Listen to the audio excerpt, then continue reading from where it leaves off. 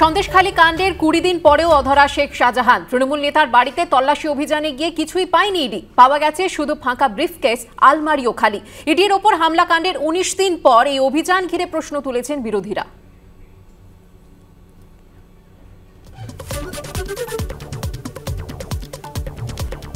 সন্দেশখালী কাণ্ডের পর 20 দিন কেটে গেছে, এখনো অধরা শেখ শাহজাহান। তৃণমূল নেতার বাড়িতে তল্লাশি অভিযান হয়েছে গতকাল, কিন্তু কিছুই পায়নি ইডি। ইডি সূত্রে দাবি 6 ঘন্টা তল্লাশিতে বাড়ি থেকে উল্লেখযোগ্য কিছুই উদ্ধার হয়নি। আর এখানেই কংগ্রেস সিপিএম এর প্রশ্ন, 19 দিন পর আদৌ কি তৃণমূল নেতার বাড়ি থেকে কিছু পাওয়া যাওয়ার সম্ভাবনা ছিল? কেন অভিযানের জন্য 19 দিন অপেক্ষা করল কেন্দ্রীয় এজেন্সি? কেন এই 19 দিনে শেখ শাহজাহানকে সামনে আনতে পারল না রাজ্য পুলিশ? তার মানে কি কোথাও শেখ শাহজাহানের বিরুদ্ধে মামলা হালকা করে দেওয়ার কৌশল চলছে? প্রথম তাকে পালানোর সুযোগ করে দেওয়া হলো, আর এই 19 দিনে কি আসল জিনিসও সরিয়ে দেওয়ার সময় দেওয়া হলো? এই দিন শেখ শাহজাহানের বাড়ি থেকে ইডির সংগ্রহ বলতে কিছু নথিপত্র দেখা যায়। 2টি ফাইলে কিছু কাগজপত্র ভরছেন ইডির আধিকারিকরা। পুরো ফাঁকা ব্রিফকেস, ফাঁকা ব্যাগ, ফাঁকা আলমারি এবং কিছু বাসন ছাড়া, কিন্তু কাপড় ছাড়া আর কিছু এই বাড়ির ভিতরে নেই।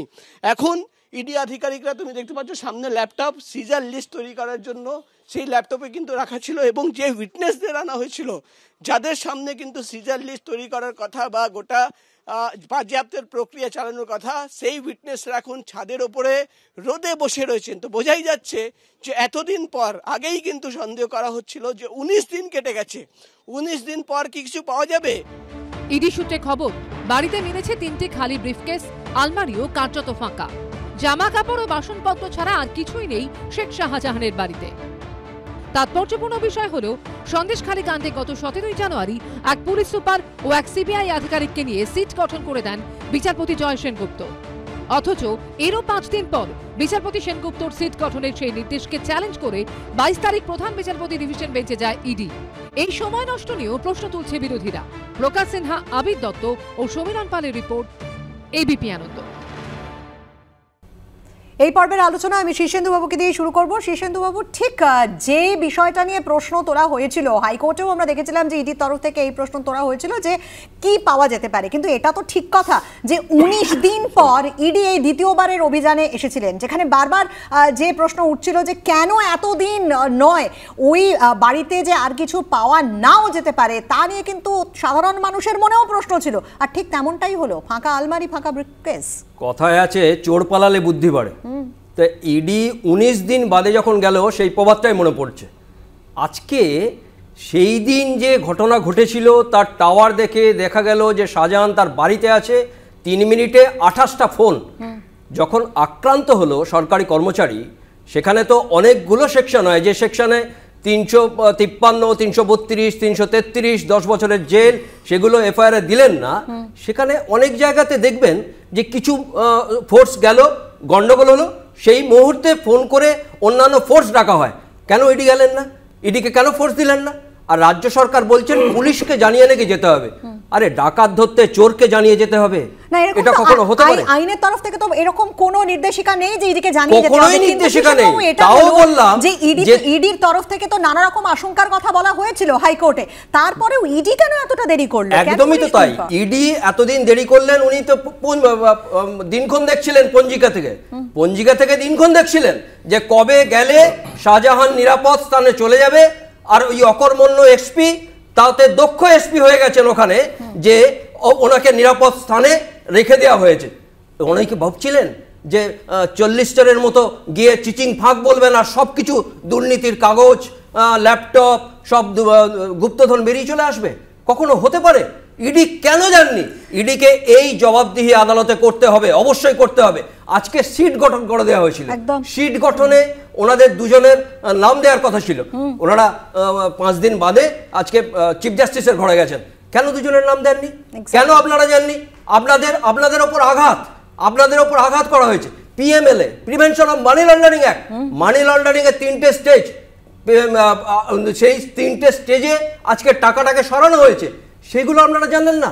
ইডি কি দেখে না, এবং ইডি ইডি তো তাই থেকে তো দেখবে। জ্যোতিপ্রিয় মল্লিকের কিসের যে জন্যে? চিঠি, সেই চিঠির উল্লেখ করা হয়েছিল, প্রত্যেকটা যেখানে জায়গায়, যে প্রত্যেকটা চিঠিতে জায়গায়। শেখ শাহজাহান এবং ডাকু অর্থাৎ আমরা বাকিবুর- দেখেছিলাম যে আরেকজন শঙ্করাঢ্য। শঙ্করাঢ্য, তার ডাকনাম ডাকু, তার নামেরও উল্লেখ করা ছিল, কিন্তু তারপরেও ইডি কেন এত দেরি করলো? স্বাভাবিক যাওয়াটা উচিত ছিল। আমি একটা লাইন বলি যে জ্যোতিপ্রিয় মল্লিক, হ্যাঁ। বাকিবুর রহমান, শঙ্করাঢ্য এবং এই শাহজাহান, হ্যাঁ। এই অমর আকবর অ্যান্টনির পরে এর একজন, এতে তো মানে অবশ্যই গ্রেফতার করা উচিত, অবশ্যই গ্রেফতার করা উচিত। যদি আরো কয়েকটা জোড়েন, শুনুন, এটা তো ঠিক কথা যে বারবার যখন রাজ্যের শাসক দল একথা বলছেন যে হ্যাঁ দুধ কা দুধ পানি কা পানি হোক, যদি কেউ গন্ডগোল করে থাকে, যদি দুর্নীতি হয়ে থাকে সেটা সামনে আসুক, কেন এত দেরি হচ্ছে এই প্রসেসে, তদন্তের প্রসেসে? স্বাভাবিকভাবে এখানে তো সেই প্রশ্নটা আরো বড় এখন করে উঠলো। রাজ্যের ইডি শাসক করছিল দলের কি? কথার উত্তর দেওয়ার আগে একটা কথা না, বলি, ইডি সেটা করছিল বলি কি? আমাকে প্রশ্নটা তো বলতে দিন, সেখানে। আমাকে বলতে দিন।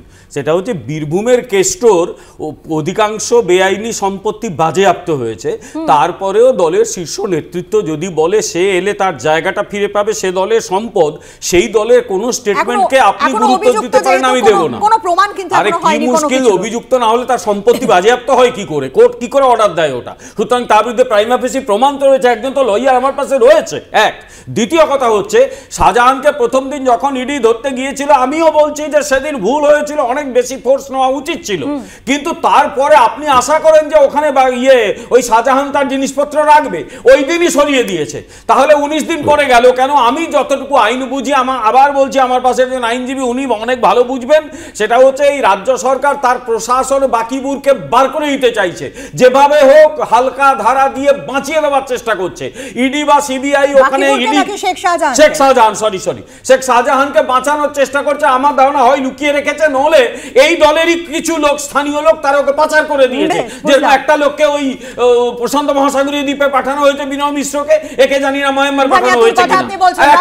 একটা লাইন সেটা হচ্ছে ইডি, আমি একটা লাইন শেষ করি, ইডি পরিষ্কার গেছে কেসটা আগামী দিনে স্ট্রং করতে, তার বাড়ির সামনে ঝুলিয়ে রাখা আছে, একটা প্রক্লেম অফেন্ডার হিসেবে ঘোষণা করা হয়েছে, আইনকে শক্ত করতে হবে 19 দিন পর। আচ্ছা বৃষ্টি, বেশ বুঝলাম, রাজ্য পুলিশ অপদার্থ, তাই তো? সবাই চিৎকার করে বলছে রাজ্য পুলিশের কোনো ইয়ে নেই, রাজ্য পুলিশ করে সরকারটাই অপদার্থ। আমি বলি ঠিক, বেশ খুব ভালো, ইডি খুব পদার্থ আর কি। আর মুশকিলটা হচ্ছে কি, সেই আদালত যাকে আমরা মানি বা মান্যতা দিই, আদালত, সর্বোচ্চ আদালত কিন্তু সেই রাজ্য পুলিশের উপরে আস্থা রেখেছে, প্রথম কথা। দ্বিতীয় কথা, আজকে দাঁড়িয়ে তুমি বলছো যে জায়গাটা সেন্সিটিভ ছিল, জায়গাটায় দাঁড়িয়ে গন্ডগোল হয়েছে, আগের দিন একজনের মাথা ফেটে গেছে, ঠিক দুর্ভাগ্যজনক, যার মাথা ফেটে সে যদিও তার নাম সিবিআই এফআইআর ছিল, আমার বক্তব্য নয় বৃষ্টি, কেন্দ্রীয় বাহিনীর জওয়ান, তুমি বিমলদার কথা যত শুনেছো আমি একটু শুনতে দাও। এবং দ্বিতীয় কথা হচ্ছে, আজকে দাঁড়িয়ে যদি সেখানে কোনো মনে হয় যে জায়গাটা গন্ডগোলের জায়গা, তারপরে তাদের 19 দিন লাগলো কেন যেতে? ভাই, পার্থ চ্যাটার্জিকে অ্যারেস্ট করেছে কে? ইডি করেছে। জ্যোতিপ্রিয় মল্লিক অ্যারেস্ট করেছে কে? ইডি করেছে। ইডি যদি এইগুলো করতে পারে, তাহলে তার বাড়িতে যেতে তার 19 দিন সময় নিল কেন? ইডি বলতে পারবে। আজকে যেভাবে রাজ্য পুলিশের দিকে আঙুল তোলা হচ্ছে, ইডি বা সিবিআইয়ের দিকে আঙুল তোলা হচ্ছে না কেন? আজকে বারবার হাইকোর্ট বা আদালত পুষ্পাপ্রকাশ করেছে তদন্তের গতি নিয়ে। আজকে তো আমার মনে হয় ইডির কাছে কোনো কন্টেন্ট নেই, বা ইডির কাছে কোনো নির্যাস নেই, সারবত্তা নেই, তাই আজকে দাঁড়িয়ে তারা কিছু পাচ্ছে না বলে যেতে চাইছে না। আজকে বারবার তদন্তের গতি স্লথ হচ্ছে, তদন্তের গতি বিলম্ব হচ্ছে, কেন হচ্ছে এই প্রশ্ন তো ওঠা উচিত। শুধু রাজ্য পুলিশের নামে বললে কি করে হবে? ইডির সদিচ্ছা আছে না, কোনো প্রমাণ নেই।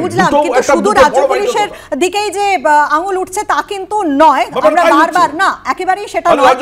এই যে না, রাজ্য সরকারের তরফেও যে বিষয়গুলো আমরা দেখেছি, বিশেষ করে রাজ্য প্রশাসনের তরফ থেকেও আমরা দেখেছি যে এই কেন্দ্র এজেন্সি তারা সাহায্য পাচ্ছে না, বারবার কেন্দ্র এজেন্সির তরফ থেকে হাইকোর্টে গিয়ে বারবার আইনজীবীরা কি বলেছে,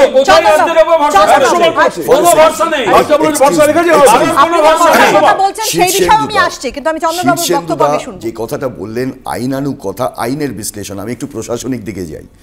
একটা জিনিস আমাকে বুঝতে হবে, ইডির মতো একটি সংস্থা, একটা হাইলি এস্টিমড সংস্থা, তারা বাধ্য নয় পুলিশকে জানিয়ে যাওয়া, পুলিশের দায়িত্ব তাদের প্রোটেক্ট করা, এটা হচ্ছে স্বাভাবিক নিয়ম। তারা সেখানে আক্রান্ত হয়েছেন, সংবাদপত্র আক্রান্ত হয়েছেন, তাদের অর্থাৎ নেটওয়ার্কিং যাকে বলে তাতে যথেষ্ট ল্যাপস ছিল, গোয়েন্দা নেটওয়ার্কিং। সেকেন্ড ঘটনাটা হচ্ছে ফিরে আসার পরে রাজ্য সরকার কেস দিয়েছে ওই ইডির বিরুদ্ধে, ইডি অফিসিয়ালদের বিরুদ্ধে। এই প্রশ্নটা সামনে চলে আসে, রাজীব কুমার জি যিনি এখানে পুলিশের ডিজি, তিনি বললেন কিছুদিনের মধ্যে অ্যাকশন নেওয়া হবে, আজকে 20 দিন।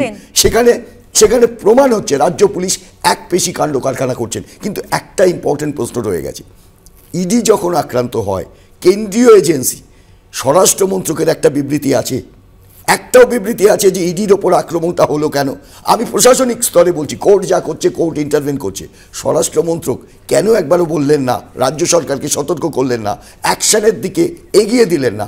আলটিমেটলি সেই ইডি গেলেন 20 দিন পর, আমরা কিন্তু দেখলাম না যে স্বরাষ্ট্র মন্ত্রক, স্বরাষ্ট্র দপ্তরের তরফ থেকে কোন রকম কোনো বিবৃতি। এখানেই তো সেটিংয়ের কথা হচ্ছে, এটাকেই চেয়েছে, রিপোর্ট চেয়েছে, ওই রিপোর্টটাই আসো, ওই রিপোর্টটা আসো, ওই রিপোর্টের লিগ্যাল জায়গা রয়েছে। কেস সাজানো হচ্ছে, আরে পৃথিবীর আর্নিং থেকে এখানে বন্ধ হচ্ছে কেন্দ্রীয় এজেন্সি গেছিল সেদিন, যে প্রস্তুতি তাদের দেখা গিয়েছিল সেখানে কিন্তু গতকালের ছবিটা একেবারেই আলাদা ছিল। কেন্দ্রীয় বাহিনীর জওয়ানদের জোরালো প্রস্তুতি আমরা দেখলাম গতকাল, যেখানে মাছি গলতে না পারার মতো নিরাপত্তা ছিল। বিরতির আগে সেই ছবি দেখুন, বিরতির পর এ নিয়ে আলোচনায় ফিরে আসছি। 25টি গাড়ির কনভয়, 6 জন ইডি অফিসার, 125 জন সিআরপিএফ অফিসার ও জওয়ান। শেখ শাহজাহানের খোঁজে তার বাড়িতে তল্লাশি অভিযান ঘিরে যেন ব্যাটলফিল্ড সন্দেশখালী।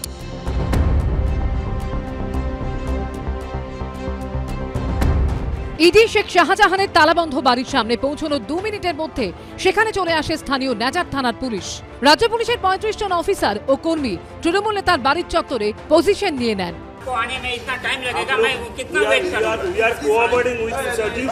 कितना ये कर? We need few minutes to arrange local witness. 5 minutes. 5 minutes. ইডির তল্লাশি অভিযানে তাদের সাক্ষীদের পাশাপাশি পুলিশের তরফে 2 জন সাক্ষী ঠিক করে দেয়া হয়।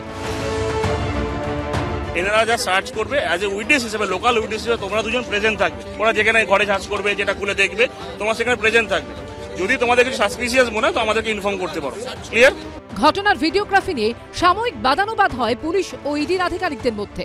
আমাদের ভিডিও कैमरा থাকবে, और वीडियो कैमरा आपका अलाउड नहीं करेंगे। आप जो सर्च करेंगे ना उसको वीडियो का भी करें। कॉपी मैं दे सकता हूं बाद में, लेकिन मैं आपके वीडियोग्राफर को अंदर अलाउ नहीं कर सकता। আর এখানেই বিরোধীদের প্রশ্ন, যেদিন ইডি মার খেলো সেদিন কেন পুলিশের এই সক্রিয়তা চোখে পড়েনি? তল্লাশি শুরুর আগে রাজ্য পুলিশের মহিলা আধিকারিক রীতিমতো ইডির ব্যাগে থাকা যাবতীয় নথি খতিয়ে দেখেন। প্রকাশ সিনহা, করুণাময় সিংহ ও মুন্না আগরওয়ালের রিপোর্ট, এবিপি আনন্দ। গত 5ই জানুয়ারি সন্দেশখালীতে যে ঘটনা ঘটেছিল সেই ঘটনার, অর্থাৎ কেন্দ্র বাহিনী, ইডি এবং সংবাদ মাধ্যমের উপর হামলার 20 দিন পার হয়ে গেছে, এখনো খোঁজ নেই তৃণমূল নেতা শেখ শাহজাহানের। আর এখানে রাহুল বাবু বারবার যে প্রশ্নটা তুলছেন যে আদালত রাজ্য পুলিশের ওপরেই আস্থা রেখেছে, এখানে আমি একটু অ্যাড করে দিতে চাই যে এই অবস্থায় গতকালই অন্য একটি মামলার বিষয়ে বিচারপতি অভিজিৎ গঙ্গোপাধ্যায় তিনি কিন্তু কার্যত রাজ্য পুলিশ প্রশাসনের ওপর একেবারে অনাস্থা প্রকাশ করেছেন এবং তিনি বলেছেন রাজ্য সরকারের আইনজীবীকে যে শেখ শাহজাহানকে কি আপনাদের পুলিশ গ্রেফতার করতে পেরেছে? কেন জানি না আপনি বারবার এই কথাটা বলছেন রাহুল বাবু যে রাজ্য পুলিশেই আস্থা রেখেছে আদালত, যেহেতু সিটে রাজ্য পুলিশের একজন সদস্য রয়েছে সেই কারণে। তাহলে 20 দিনে কেন ধরতে পারলো না রাজ্য পুলিশ শেখ শাহজাহানকে? বলা হয়েছে সেখানে সিবিআই আছে, হ্যাঁ, রাজ্য পুলিশও আছে। আমার বক্তব্য, রাজ্য পুলিশের অপদার্থতা প্রমাণ করার জন্য বিরোধীরা বারবার উঠে পড়ে লেগেছে। না, বিরোধীরা বারবার উঠে পড়ে লেগেছে না, বড় কথা না। আদালত যেখানে মান্যতা দিচ্ছে, 20 দিনে শেখ শাহজাহানকে ধরা গেল না কেন? যেখানে ডিজিপি বিচারপতি বলতে পারেন সেটা বিচারপতির এখতিয়ারই পড়ে, কিন্তু বাকিরাও কিন্তু রাজ্য পুলিশকে রেখেছেন, আমি সেটাই বলছি। আর কালকে দাঁড়িয়ে যেভাবে ইডি গেলেন, রাজ্য পুলিশকে নিয়ে গেলেন, সুষ্ঠুভাবে হলো তদন্ত, নিশ্চয়ই এটাই তো কাম্য ছিল। 19 দিন আগেও হতে পারত। রাজ্য পুলিশকে কিছু না জানিয়ে অন্ধকারে রেখে করলে তো সমস্যা হতেই পারে। কর্মচারীদের মারছে আর 2 মিনিটে যখন 2000 লোক জড়ো করতে পারেন, তা পুলিশ তো আসতে পারে না? পুলিশ আসতে পারছিল না নাজার থানা, সিবিআই ওই জন্যই তো অকর্মণ্য এসপি। এসপি কি জানেন? আজকে শাহজাহান 20 দিন কোটে গেল, রাজ্য পুলিশ তাকে দেখতে পেল না। কি চশমা পরে থাকেন? ডিজিপি নিজে বলছেন সেটা পর্যন্ত 17 দিন হয়ে গেল যে আইন ভাঙলে তাকে ধরা হবে। কেন ধরা হয়নি? কিসের জন্য ধরা হয়নি? আজকে আইনজীবীদের যে পাওয়ার দিতে হয় আদালতে, যে ওকালতনামা, সেখানে শাহজাহান সই করছে, শাহজাহান নেই, শাহজাহান চোখের সামনে ঘুরে বেড়াচ্ছে। শুধু তাই নয়, সেই জায়গা থেকে জনগণের উদ্দেশ্যে, তারপরে কি তার বার্তা দিচ্ছে, সেখানে শাহজাহান নেই। এই শাহজাহানের মতো লোকগুলো অত্যন্ত বিপজ্জনক, কারণ তার যা সব ইতিহাস বেরোচ্ছে, ইতিহাস, ভূগোল, বিজ্ঞান সব একেবারে সাংঘাতিক অবস্থা। এরা হচ্ছে সিপিএম এর কারখানার তৈরি জিনিস, ওই ফিনিশ প্রোডাক্টটা তৃণমূল পেয়েছে, এখন ব্যবহার করছে। এগুলোর সমস্যা হচ্ছে যে স্থানীয় প্রশাসন মদত না দিলে এরা এত বাড়ে না। স্থানীয় প্রশাসনের মদতের কথা একটু আগে চন্দন বলে দিয়েছে, আবার আমি বলছি, ইডি অধিকর্তারা যখন মারকে মাথা ফেটে গেছে, 2 ঘন্টা ওখানে প্র্যাকটিক্যালি কিভাবে পালাবে চেষ্টা করছে। আর ওখানকার যারা কেন্দ্রীয় বাহিনী অনেক ধৈর্য ধরেছে, একটা গুলি চালালে তখন আবার এই লাশের রাজনীতি এই তৃণমূল কংগ্রেস শুরু করে দিত, অনেক ধৈর্য ধরে তারা বেরিয়ে এসেছে। 2 ঘন্টা ধরে পুলিশ কি করছিল? দ্বিতীয় কথা হচ্ছে যখন মামলা হলো এই শেখ শাহজাহানের বিরুদ্ধে বেলেবল ওয়ারেন্ট, বেলেবল ধারা কি করে দেওয়া হলো? 3 নম্বর ইডির নামে মামলা কি করে হলো? এবং 4 নম্বর এই রাজ্যের ডিরেক্টর জেনারেল অফ পুলিশ তিনি বলছেন তারপরে এই লোককে অ্যারেস্ট হয়নি কেন? এরপরে পরিষ্কার এই রাজ্য সরকার হ্যান্ড ইন গ্লাভস উইথ এক মিনিট ওরা তৃণমূলকে জিজ্ঞাসা করলে উত্তর পাওয়া যায়। তৃণমূল রেখেছে, তৃণমূল রেখেছে। সময় একদম অল্প। চন্দনদা দেখো একটা কথা বলি, এক মিনিট একটা কথা বলি, এক্সপেরিয়েন্স স্পিক্স। আচ্ছা আমরা অনুব্রত মণ্ডলকে গার্ড করবার ক্ষেত্রে রাজ্য পুলিশের ভূমিকা দেখিনি? আমরা দেখিনি কোথায় শিব ঠাকুরকে কিভাবে চলে এলো, কিভাবে তিহার জেল পর্যন্ত আটকে রাখা হয়েছিল? আমি যেটা বলতে চাইছি, রাজ্য সরকারের যদি সদিচ্ছা থাকতো প্রথম দিনই শাহজাহান গ্রেপ্তার হয়ে যায়। রাজ্য সরকার এখনো লুকিয়ে রাখছে, আমি পরিষ্কার বলছি, টেলিভিশন চ্যানেলে বলছি এই কারণে যে আজকে এটা সরকারি ক্ষমতা, আজকে এটা পার্ট অফ দি সিস্টেম, যেখানে একটা সিট গঠন হবে, রাজ্য পুলিশ থাকবে না, it is a part of the system. আমি যদি থানায় কোনো কমপ্লেন করতে যাই তার অর্থ আমি সিস্টেমকে মেনটেন করছি, পুলিশের উপর আমার ভরসা নাও থাকতে পারে। বাস্তব অবস্থা হচ্ছে তাই, বাস্তব অবস্থা হচ্ছে তাই। সিটকে নিয়ে না, এটাই বাস্তব, part of the system, part of the system. দেখতে পাচ্ছি